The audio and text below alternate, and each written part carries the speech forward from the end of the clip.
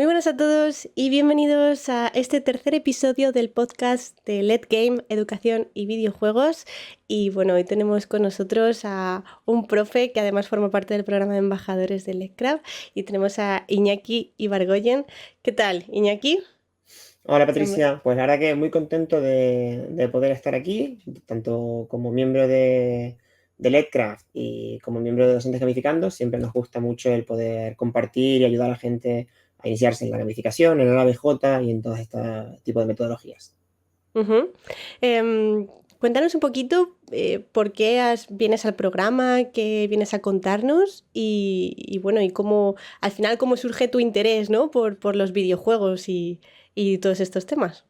Bueno, creo que por suerte se va formando una comunidad de docentes online, que también está físicamente, pero online nos permite llegar a muchísima más gente, en la que nos ayudamos, ya sea dando consejos, ayudando en el proceso a veces de creación, como ocurrió cuando estuve colaborando con el proyecto de Terracoin, o como en este caso, pues charlas informativas en las que se cuentan experiencias que al final nos nutren el ver qué otras personas han hecho y cómo las han hecho para intentar adaptarlas, como siempre, a la realidad de nuestro aula, que cada aula es diferente, ¿no?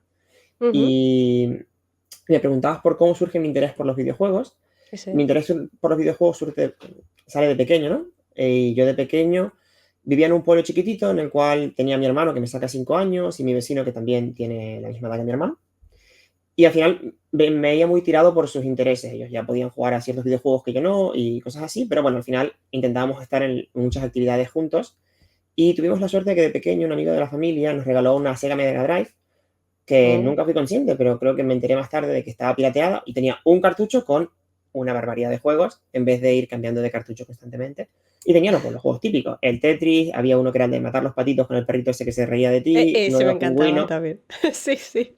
mil clásicos de esto. Entonces, pues yo creo que de ahí, al poder jugar esos juegos que eran muy simples, pero eran muy entretenidos, fue surgiendo el interés, así como otros tantos juegos analógicos y digitales a los que jugábamos. Y luego, para ya cuando tenía 10 11 años, comencé a trabajar con el RPG Maker. Ujú. Y comencé a hacer mis primeros juegos pequeñitos o juegos que hacía con mi hermano y no sé qué. Y fui avanzando desde las 1000 versiones que van sacando cada 4 o 5 años progresivamente pues, al nuevo RPG Maker. Estuve en uno de los foros más grandes que había en España de RPG Maker, en el que pues, lo mismo que hacíamos ahora, pero a nivel foro, que era como decían antes, nos íbamos Ujú. ayudando, íbamos dando ideas, y tenía una persona que era así, que gestionaba, la verdad, era un crack gestionando comunidades, más o menos al nivel vuestro, que también sois unas crack gestionando comunidades. Y Iñaki, para los que no, bueno, no conozcan mucho el tema videojuegos y tal, y puedan aprender un poquito más, ¿qué es esto de RPG Maker y cómo? El RPG Maker Ujú. es un motor de creación de videojuegos con el que se pueden crear videojuegos, en este caso del estilo RPG.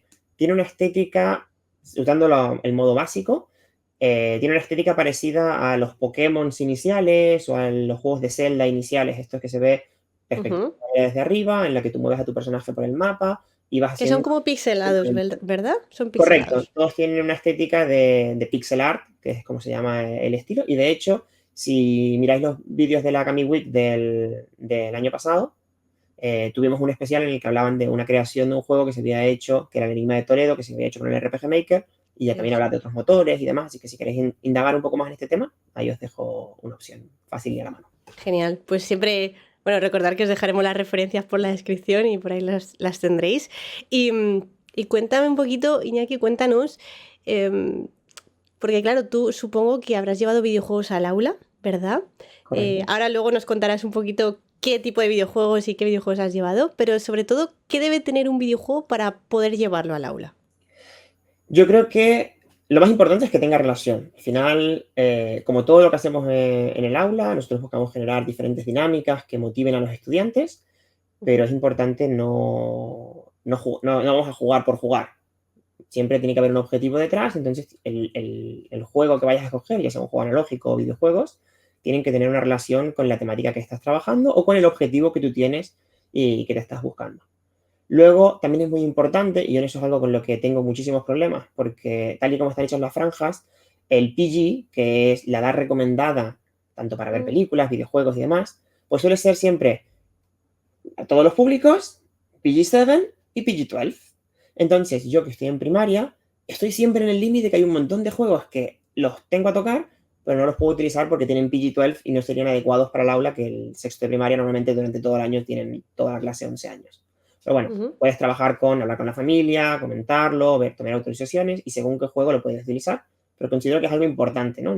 Así como tenemos el Fortnite que hace trampas en cómo hacen la categorización para tener un PG mucho más Mm. reducido que el PUC, que al final es la misma idea de juego pero con diferentes gráficos, pues que sea un juego adaptado a lo que deberían de estar trabajando nuestros estudiantes y a las típicas dinámicas de nuestros estudiantes, creo que es correcto. Y sobre todo creo que es Mm. muy importante también los potenciales de aprendizaje, que eso es un tema que estuvimos trabajando con Uriol Ripoll y que comentamos mucho en una serie de 3-4 vídeos que hicimos sobre el tema en Docentes Gamificando, que es tener en cuenta el juego que vamos a realizar, qué potenciales de aprendizaje tiene, qué cosas podemos sacar de este juego y ser muy conscientes de ellos a la hora de irlos a aplicar para que no sea bueno, sí, estoy hablando de Egipto, y entonces saco el Assassin's Creed que habla de Egipto y corro por ahí.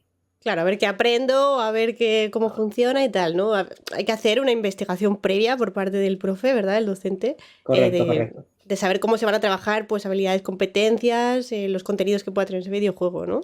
Correcto, correcto. Yo creo que ese trabajo previo, que es lo que tenemos que hacer los docentes, siempre es muy, muy importante. Ujú. O sea, casi que no es de, bueno, venga, vamos a abrir el Fortnite y vamos a jugar a ver qué pasa, ¿no? Correcto, Eso correcto. tampoco tendría a lo mejor un objetivo educativo claro, ¿no? Correcto. Mm. También es verdad que hay muchas veces que hay juegos que están diseñados por la industria de videojuegos para una razón específica y tú el potencial de aprendizaje que le puedes sacar es completamente diferente a eso. Que Mm. es lo que ocurre con el Assassin's Creed, que ya ha hecho esa propia versión en la cual tienes el juego, en el cual vas matando gente, pero han hecho una versión completamente diferente en la que tú simplemente haces parkour por el mundo y te dedicas a, pues yo qué sé, pasear por el Coliseo o por las pirámides, ¿no? Entonces, ellos lo han sabido ver y han hecho esa versión diferente del juego, pero nosotros como docentes también podemos mirar estas opciones. Yo, por ejemplo, aunque no es el caso que venía a comentar hoy, utilicé el Valheim, que el Valheim es un juego Ujú. de tener que ir sobreviviendo con los vikingos por un mundo y no sé qué, y una aventura, y utilicé solo la parte de construcción para hacer ciertas cosas, en este caso de construcción de un espacio medieval. Qué guay. Sí, al final los videojuegos, ¿no? Que tienen mundo abierto, que son más de exploración, pues pueden tener un poquito más cabida, ¿no? A la hora de incluirlos en el aula, sobre todo para el contenido, para trabajar el contenido curricular, porque luego a nivel competencial, cualquier videojuego, casi cualquier videojuego puede potenciar el tema de la colaboración, el trabajo en equipo, la resolución de problemas, ¿verdad? Correcto, al final es lo que decíamos, ¿no? Es ver qué es lo que me permite trabajar y ser consciente. En este caso, por ejemplo, yo tenía que ser consciente de que el Valheim es un juego que tiene un PG de 18 años. Entonces tenía que Mm. hablar con la familia y decirles toda la parte que lo hace ser de 18 años, que es la aventura en la que vas matando bichos y no sé qué. Eso no lo vamos a hacer. Nosotros vamos a dedicar a construir como en su momento podía haber utilizado el Minecraft, pero bueno, yo qué sé, Claro, me gusta también probar diferentes cosas, ¿no? Y eso así es, como sí. también he probado el Minecraft, ¿no? A ver, también tenemos varios ejemplos, ¿no? De videojuegos que al final no solo tiene mundo abierto y construcción Minecraft, sino que existen muchos otros y la verdad es que está muy bien saber de ellos. Em, Luego también, Iñaki, porque has hablado de videojuegos, entiendo que estos videojuegos tienen un coste. Y claro, tú imagínate que un cole o un profe dice, vale, a mí me interesa este videojuego que me has contado porque me interesa la historia o el contenido y tal, pero esto y esta introducción de los videojuegos en el aula, ¿cómo podría ser una opción viable para los coles? A nivel económico, ¿eh? No, yo creo que al final, como en todo, nos encontramos con ciertas barreras cuando intentamos aplicar ciertas cosas al mundo educativo. Ujú. Y en este caso, las dos barreras muy claras suelen ser los dispositivos para jugar y el precio, ¿no? Que es lo que comentas tú. En el apartado del precio hay tres cosas que suelo tener yo en cuenta. Hay webs que se dedican a la venta de juegos que tienen licencia con no DRM, ¿vale? El DRM es Digital... Ahora no me acuerdo. Ujú. Digital... Déjame entrar de nuevo por aquí. Vale. Digital Rights Management, ¿vale? Es Vale. un tipo de licencia en el cual no puedes hacer varias instalaciones, tiene ese tipo de control, ¿vale? Y hay juegos que no tienen ese tipo de control y que a veces son con muchos juegos mucho más sencillos y demás, y comprando una licencia puedes instalar y trabajar toda la clase. Ah, ujú. Otra opción que suelo utilizar mucho son las demos. Vale. Las demos de muchos juegos permiten hacer gran parte de lo que necesitamos nosotros para lo que vamos a trabajar en clase, pero sin tener el coste del comprar el juego completo. Por ejemplo, Si queremos crear avatares, hay ciertos juegos que solo con la demo ya puedes crear ciertos avatares utilizando el motor de creación de algunos juegos que es muy, muy bueno. A mí me pasa, por ejemplo, cuando siempre trabajo cosas del espacio, permito que mis estudiantes creen unos aliens y los creo con la demo del Spore. El Spore es un juego de la misma compañía que crea los Sims, en el cual tú tenías unos machanquitos que iban avanzando por las épocas y no sé qué, y tú puedes crear ese monigote. Entonces, con eso yo trabajaba, cuando trabajaba la parte de inglés, estoy haciendo tutoría, pero trabajaba la descripción del personaje, cómo ellos hacían la creación, y lo podía trabajar gratuitamente porque era una demo. En cualquier caso, las otras opciones suelen ser hablar con algunas compañías y ver si tienen licencias educativas. Hay veces que hay ciertas compañías que para promover la utilización de los videojuegos dentro del aula permiten cederte una licencia o algunas licencias para que puedas desarrollar ese proyecto. Y el último y el más fácil, yo de tanto en tanto entro a la librería de Steam, le doy buscar juegos gratis y hago una revisión de los últimos juegos que han salido, miro si de ahí algo me sirve y si no me sirve, algunos que veo que tienen potencial, los apunto y digo, bueno, pues si algún día me toca trabajar algo de esto, pam, o si alguien me pregunta, ¿hay algo para trabajar no sé qué? Juego tal cosa. Qué guay. O sea, es como, bueno, al final Steam es como un repositorio de videojuegos, ¿no? Correcto. Donde tú puedes entrar y tienes como tu biblioteca, que luego habrá juegos que cuesten un dinero, ¿no? Un precio, que tengan un precio, pero habrá juegos de desarrolladores que sean gratuitos, ¿no?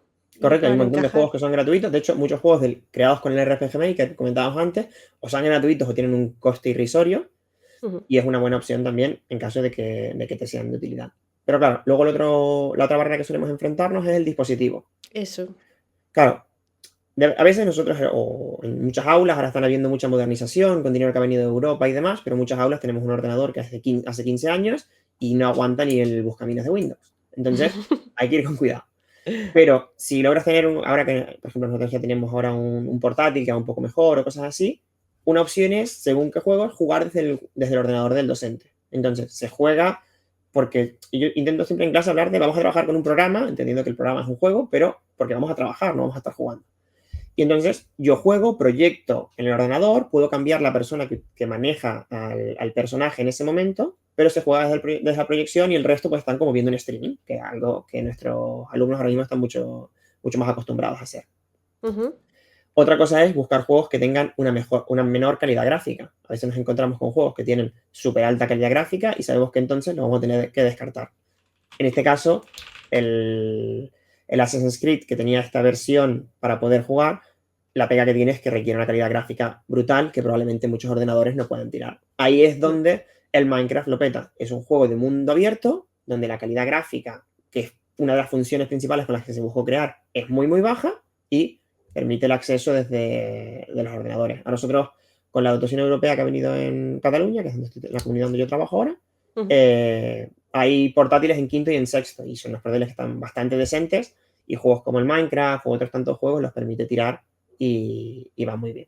Qué bien. Pues bueno, poquito a poco se van como actualizando, ¿no?, los dispositivos y van permitiendo pues usar aplicaciones también un poquito más potentes, ¿no? Y en este caso, pues videojuegos que realmente son bonitos, pero que requieren mucha más pues gráfica, gráfica, procesador. Eso es. Y Iñaki, ¿nos puedes contar alguna experiencia que tú hayas tenido con un videojuego específico en el aula?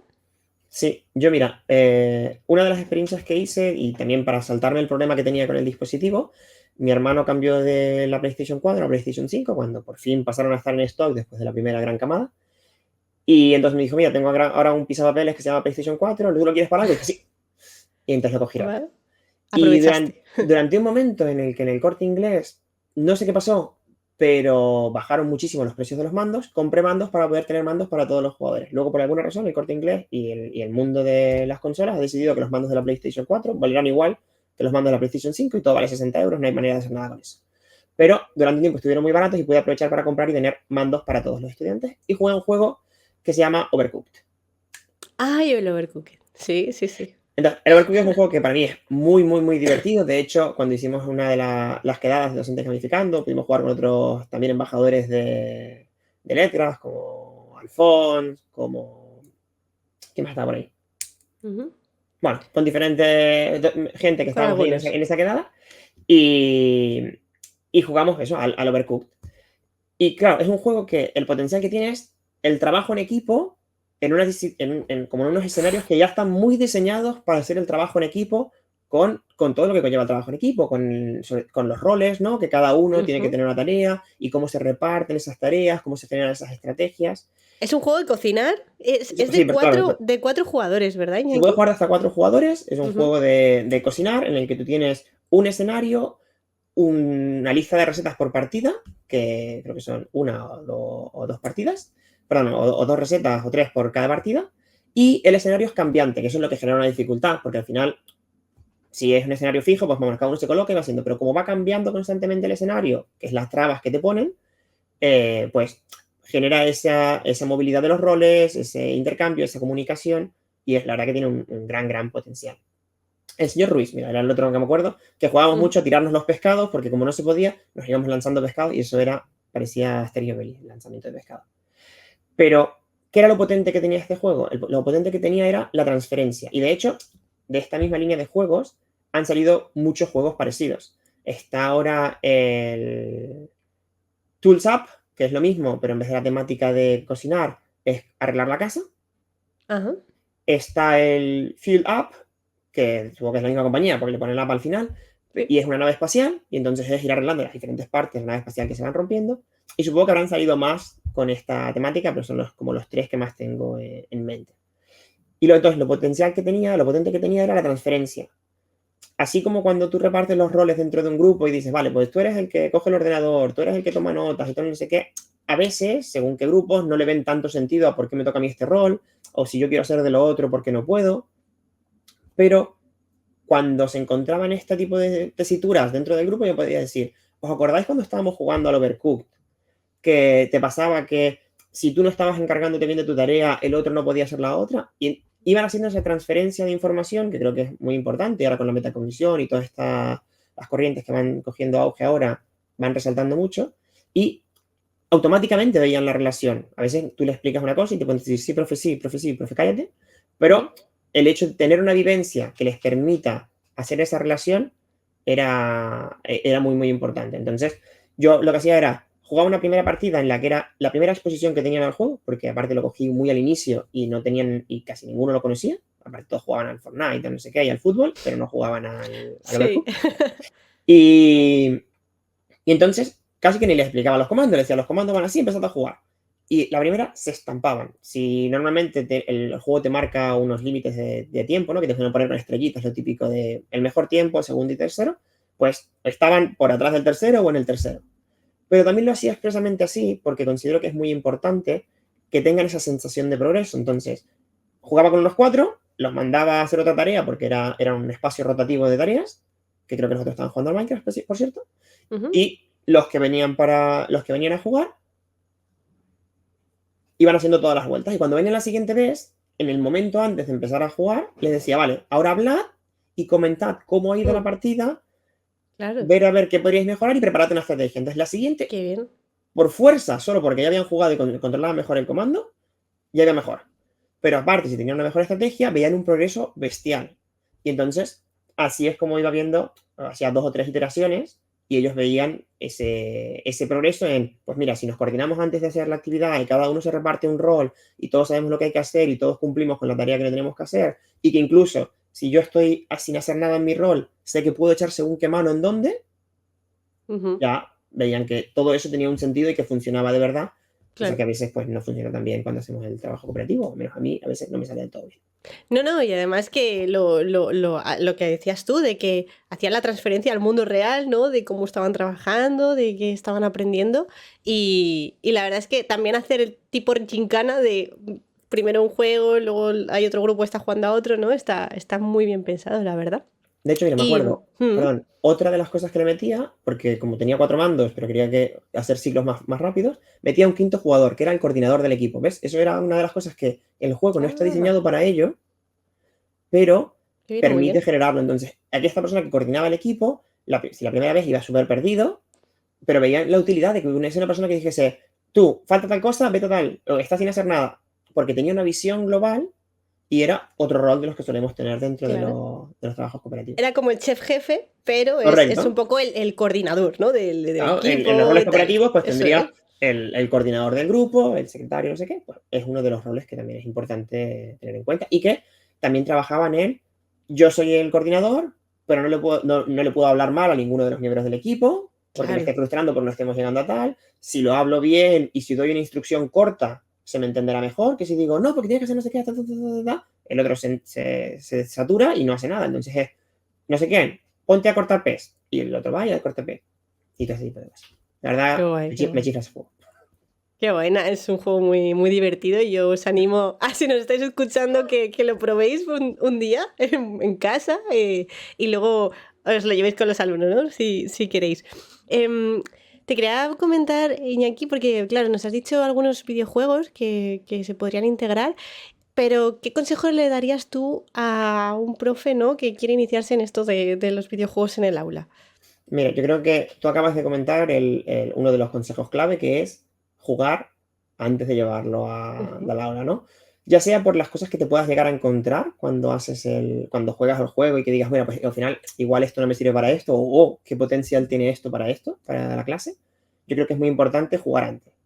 Y si has jugado a muchos videojuegos y a muchos juegos, tendrás la capacidad de fácilmente generar tú la conexión de este me sirve para esto, este me sirve para esto, y luego, si has jugado muchas horas a un mismo juego, tendrás el conocimiento para cuando los estudiantes se líen, poder ayudarles fácilmente, para saber qué problemas se pueden encontrar y preparar si puedes. Ahora me sale Bastidas, que es en catalán, pero como Ujú. hojas de apoyo, como ¿te acuerdas que cuando yo me inicié de embajador en letras, teníamos esa hoja de Minecraft que era, Una pues, ruta. el ratón aquí, el no sé qué tal, y luego el Eso es. touchpad va diferente, entonces el touchpad sí. Entonces, este tipo de cosas, el hecho de haber tú jugado antes y haber jugado con el dispositivo que va a jugar el estudiante, te permite saber a qué se va a enfrentar y poder arreglarlo antes, ¿no? Ujú. Entonces, eso para mí es uno de los primordiales. El otro consejo sería empezar poco a poco, ¿vale? Porque a veces que nos venimos arriba y decimos, sí, pues voy a, y me pasa a mí también, ¿eh? A veces digo, yo creo que este funciona. Y aparte tengo muchas ganas. Uno de Y los ya juegos que a está. mí siempre me ha encantado el, es un juego de coordinar naves. Ajá. Ahora no me acuerdo, el Artemis se llama, ¿vale? Hay diferentes versiones del juego, como pasa con el Overcooked, pero Artemis es un juego en el que tienes que coordinar naves, es un juego es cooperativo, cada persona tiene un rol dentro de la nave, cada persona, según el rol que tiene tareas diferentes en el panel que le sale, y hay una persona que hace de capitán, que fue esta la idea que copié yo para otro juego. Ujú. Y me parece que es un juego muy bueno porque es precisamente para trabajar el trabajo en equipo. Pero capaz es un poco difícil para primaria. Lo he logrado probar en quinto y sexto, pero a veces con algunas dificultades. Mm. Pero eso, pues es empezar poco a poco, decir, bueno, pues voy a primero probar con este juego, o lo que decíamos antes, primero voy a probar proyectando yo un juego. Y entonces, que me comenten cómo hacerlo. Claro. Yo en diversas ocasiones, o no sé si es en el Telegram de videojuegos en educación o en el de docentes calificando, han preguntado, ¿qué podemos hacer para trabajar los ecosistemas? Que es un tema que se trabaja con frecuencia en primaria. Pues yo uno de los juegos que utilizo muchas veces es el Planet Zoo. Es un juego que en el momento en que yo lo compré era algo caro, salía como 50 euros y aparte tiene muchísimos DLCs. Pero es un juego que te permite generar, pues, yo en vez de hablar de un zoológico, yo hablaba con ellos de reservas naturales, para también trabajar lo de no tener los animales encerrados y demás. Y te permite trabajar como en los Sims o SimCity, que te permite hacer construcciones, cambiar las montañas y demás. Y después permite tener zonas de bosque, zonas de nieve, zonas desérticas. Entonces te permite trabajar los ecosistemas diferentes con una wiki espectacular con información de qué animal iba en cada, qué comía cada uno. Y utilizaba no solo el juego, porque el juego era el que yo podía proyectar y iba haciendo cosas con ellos, sino también la Wikia, ese documento enorme de información que se había generado para el juego, de gente que había estudiado específicamente para hacerlo bien, Ujú. para que los estudiantes tuviesen esa recogida de información en vez de una web cualquiera para buscar la información. Claro, ese repositorio. Ujú. Pues la verdad es que muy buenos consejos, dos súper consejos para los profes que nos estén escuchando. Y queríamos terminar este podcast, Iñaki. Nos has contado así muchos juegos, a lo mejor nos podemos hacer una idea, pero con la pregunta que siempre acabamos, ¿cuál es tu videojuego favorito y por qué? Mi videojuego favorito es el Comandos. El Comandos Comandos. es un juego español Mm. que no es que me guste porque sea español, pero tiene la curiosidad esta, que cuando yo era muy pequeño, mi vecino tenía otro vecino en este caso, pero mi vecino tenía el comando, un vecino que era más grande, y en algún momento llegó el comando a mi ordenador, la verdad que no me acuerdo ni cómo, pero le pegué una de horas al comando ese que no tenía nombre.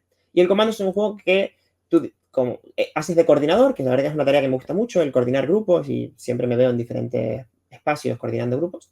Es un juego en el que tú tienes que coordinar un grupo de pequeños soldados, son pequeños porque se ven pequeños en pantalla.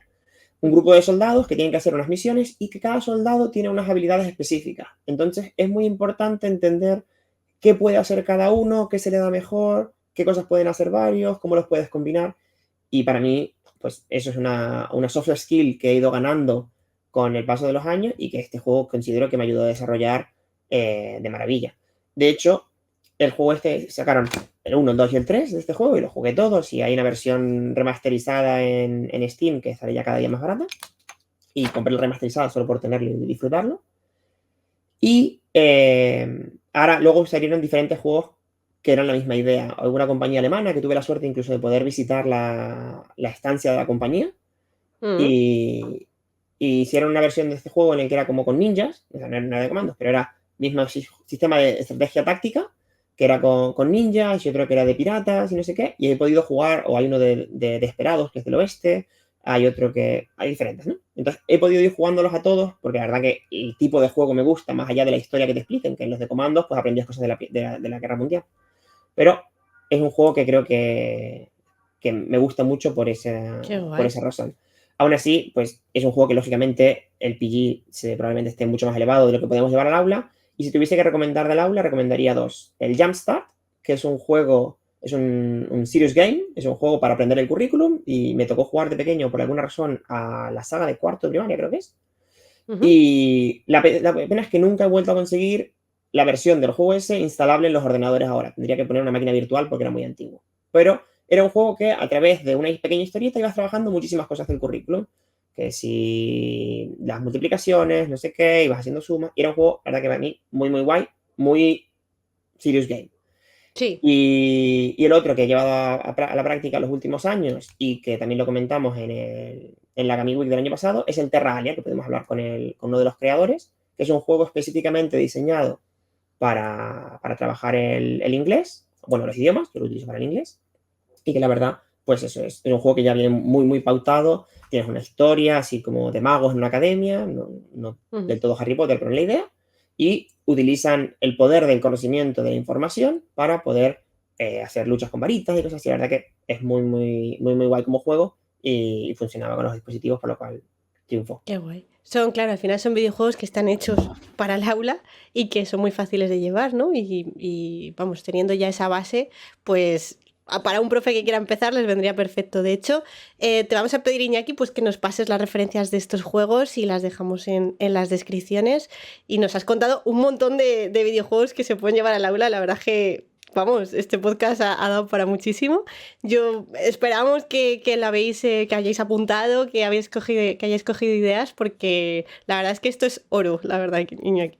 Para no dejarme nada, había preparado un esquema, así que cogeré y te pasaré el enlace para que lo puedas compartir, el enlace del esquema para quien lo quiera ver.